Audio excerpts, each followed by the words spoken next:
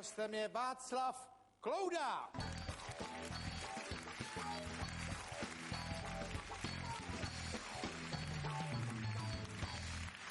Václav Klouda, mistr světa. Čau. Jo, čau. Čau. To začalo pěkně. Mistr Evropy. Dá se říct. Dá se říct. A samozřejmě nějaký asi republiky, že jo? To bohužel ne, letos jsem nesoutěžil. To byl druhý, nebo co? Nesoutěžil jsem. Jo, vy už tím pohrdáte, jako. No. Neba. No ale měli bychom říct ve foodbagu, nebo jak se jmenuje? Ve foodbagu je správně, to je vlastně sport. Je to sport, foodbag, tohle s ním souvisí. Ale spousta lidí to zná pod názvem hakisak, ale to je vlastně jenom trademark. Hakisak je jenom trademark. Přesně tak. Jsme tady v český talk show. No, mám ten pocit. No, takže musíme říkat česky. No tak hakisak nejde nahradit asi. No, ale tak jak jste se k tomu dostal, nebo co vás tomu vedlo, že jste se dal na tenhle sport zrovna? Tak jednoho krásného dne jsem šel na kampě a viděl jsem kluky, jak tam kopali a dělali nějaký triky. Jsem si říkal, no, tak to vypadá dobře, na to se dobře budou balit holky, tak jsem začal. Jak jste přišel na to, že tím by se mohly balit holky? No, tak vypadá to dobře. Proč by ne? Tohle to mě na holky nepřijde. Ne, a viděl jste to už? Ne, trochu. No. Viděl jsem to na videu, jako. No to nestačí, to musíte vidět naživo. No hele, co je to, když vezmete kytaru, tak to jako je jiný bourák. No, tak já si jaký můžu vzít kytaru. No to si všichni můžeme vzít kytaru.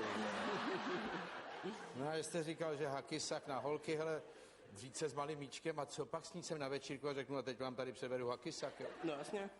A vy řeknou, dej nám pokoj, tady Honza hraje na kytaru. A... Tak se domluvíte s Honzou, Honza bude hrát na kytaru a vy do toho budete kopat. A je to? A zbalil jste na to nějakou holku? No tak, to je jasný. Jste nabral a pak jste se skrotil, ne zase.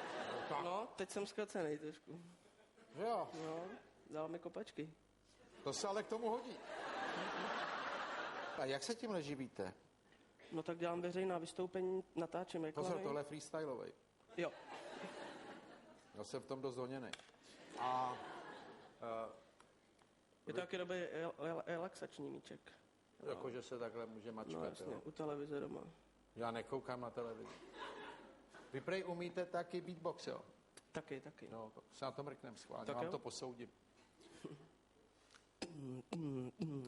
A jak to není moc slyšet? Já...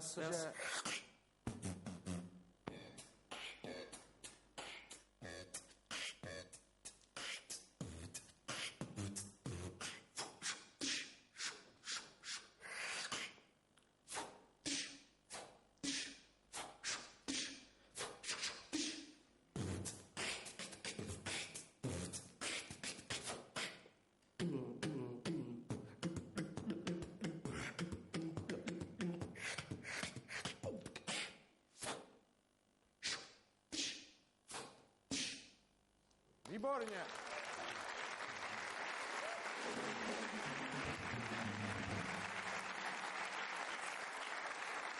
Dobrý. To bylo dobrý, víte, já jsem viděl poprvé tenhle ten... Hakisak? Ne hakisak, hakisak je ten balón, ale ten footbag. Tak jsem to viděl na YouTube a já myslel, že šlápl něčeho a že to nemůže dostat z boty.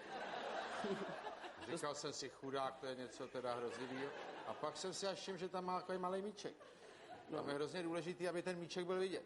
To máte pravdu. A jinak to vypadá, že jste šlápl do něčeho. No, nebo že jenom tancujete do hudby třeba. Taky. Ne, tancování, tohle vypadá vyloženě jako šlápanec. Tak záleží, jak kdo to dělá. No, ale vy jste s tím byl na mistrovství světa? Už 6krát vlastně, teď už 7krát. Pardon, kolik vás tam je? Teď tam na prvním mistrovství světa bylo cirka 400 lidí, 10 z každé země. Pane, ale to děláte výborně. Dík. Počkejte, 400 vás tam bylo a vy jste vyhrál? Já jsem vyhrál. A 6krát jste tam byl a kolikrát jste vyhrál? 6krát. 6krát.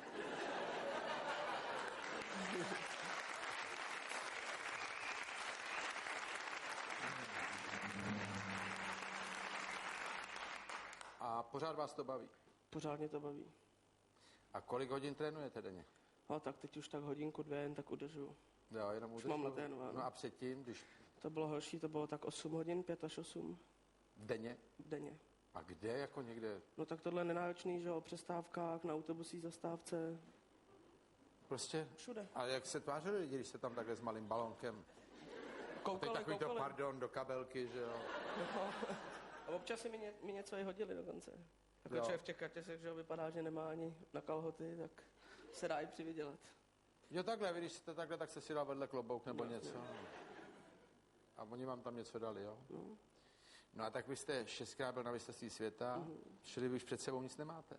No, mám Jste to všechno spousty. vyhrál. Co? Mám to spousty. A co? Tak třeba různý rekordy.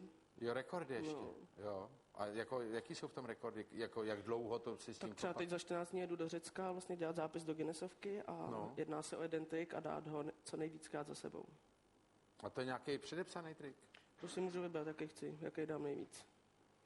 Jako nějaký z těch. A to si vymýšlíte sám, ty triky? To už vymysleli většinou Američani. Takže já ho třeba obměním tím, že tam něco přidám, ale A vy jste zatím žádný nevymyslel? vymyslel. Jo. No. A říká se mu kloudák, nebo? Říká se mu Cardinal Swirl. Jak se mu říká? Cardinal Swirl, protože jsem ho dal v San Francisku na univerzitě. Kardinál Svěl. Tam mají tu barvu kardinál, tak jsem to tak pojmenoval. A vy jste ho dal na univerzitě, jako to jste ho měl nacvičený a tam jste ho poprvé předvedl? Jo. A jak dlouho třeba jste chystal takovýhle trik? No tak 8 let. Tohle kardinála, jo? No. Mohl byste mi ho ukázat, toho kardinála? Mohl, ale je velká pravděpodobnost, že se nepovede.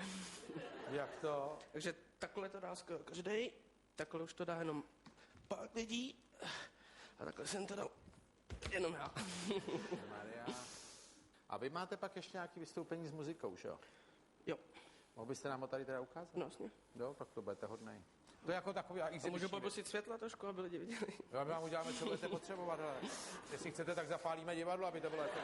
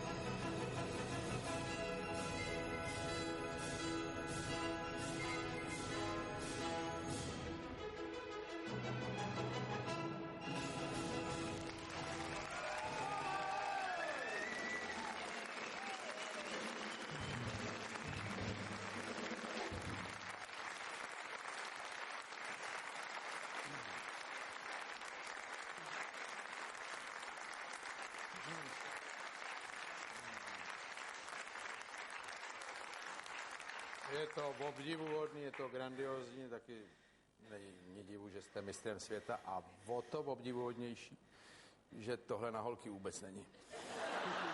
Václav Klaus!